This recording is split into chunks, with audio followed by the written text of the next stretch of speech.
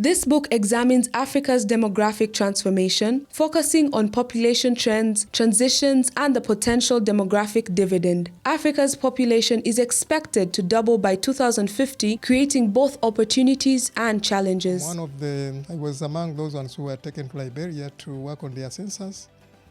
And during that time, the professors from Liberia University had issues with mortality, and I was working on a different module.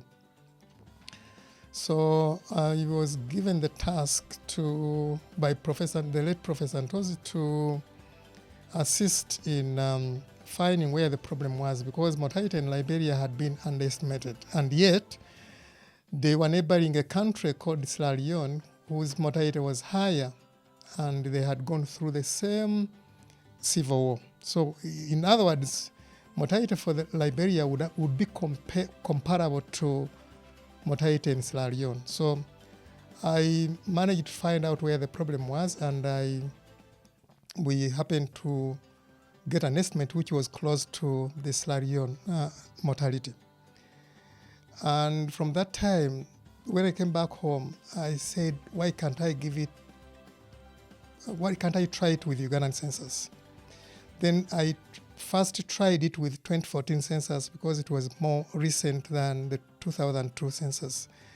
And in the process of trying it with the 2014 census, I noticed that the household deaths had been overestimated for the 2014 census.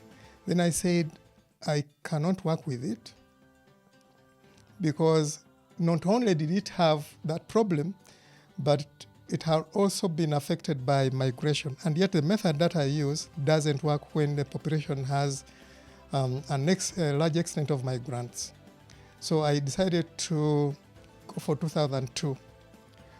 And the reason is, ideally, in the era that we are in, we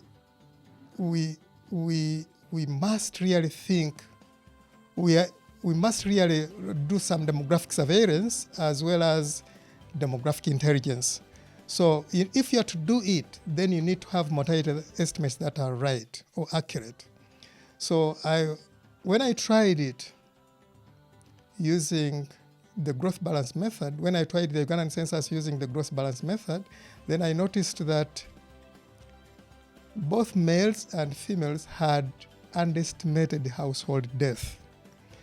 Now, the implication is that if you compute your life tables when your data has been underestimated, then you get wrong information, because it means that you have fewer mortality than you would. Therefore, life expectancy for the population would be higher because of fewer deaths, when in actual sense, it shouldn't be higher because there are so many deaths. To be honest with you, I wish I had started at a very early stage with engaging in policymakers. Policymakers are there to not only put good strategies in place, activities, strategies, programs and activities, but also to vote money to make sure they support those programs if they are meaningful. And I think I delayed in engaging policymakers in my way of working. I am glad that eventually I did, but I tell you, I wish I had done it 10, 20 years before I did.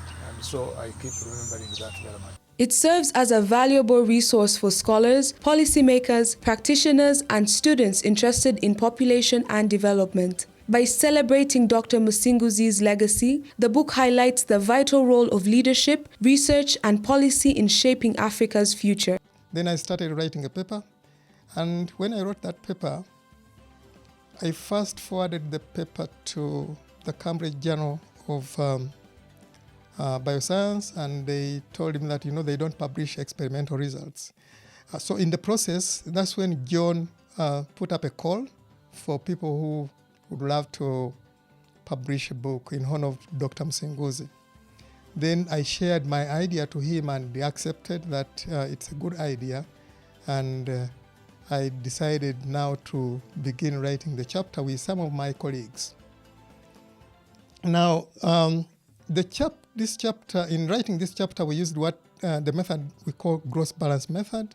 It's a demographic method, but at the same time, it is also a statistics method, because you have to combine demography and statistics in order to come up with the results.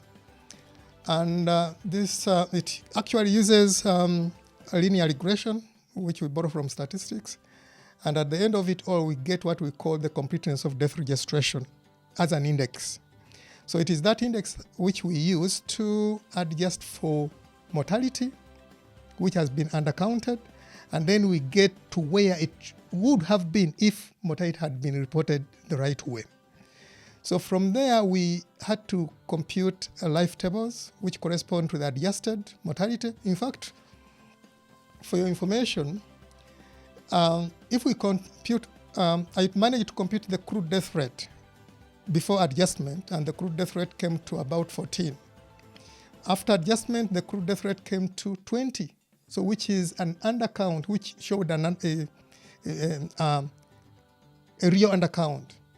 Then I went ahead to compute the life table, to complete a life table. So what I found out is that in as far as males are concerned, there was a shortfall of 26%, or they reported 74% of the household deaths.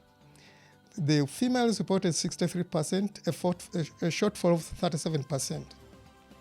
That one is expected, because under normal circumstances, women don't want to talk about the death. So it would be a surprise if female reporting is higher than male reporting. But that is expected of a developing country like Uganda. So those were some of the findings. And at the end of it all, the recommendation from this chapter are that if we are to move ahead in regard to having policies that are data-driven, then we need to revitalize the vital registration system. This is a system which records the deaths and dead births as they occur in the population. The second recommendation is that the Bureau of Statistics need to be very careful when they are collecting their data, so that they can correct the information that is required. Of course, they collected the information that is required, but they need to be more careful when they are collecting this information. In fact, it was an eye-opener for you boss that, okay, in as much as you try to collect this information, there is this thing which you have possibly not looked at. Then the third one was the first one was to revitalize the vital registration system. The second one is for UBOS to be conscious about their data collection when they are collecting the data. The third one was a recommendation that if it was possible to have NIRA under the Bureau of Statistics as a department, maybe some of this information would have been captured. Well, I feel quite good that some progress has been done, but I also know that we still have a long way to go. True, we have made some progress. It could have been faster. Of course, there is progress, and which we cannot dismiss, which is a good thing. But also when you compare with some of us who have seen what has happened in other countries, we know that our work is not yet done. We need to continue doing more, and I appeal to people who are still young to make sure that we continue this trajectory and even apply better methods of work so that we become more impactful than we have been hitherto. It offers a clear roadmap for turning demographic growth into sustainable development.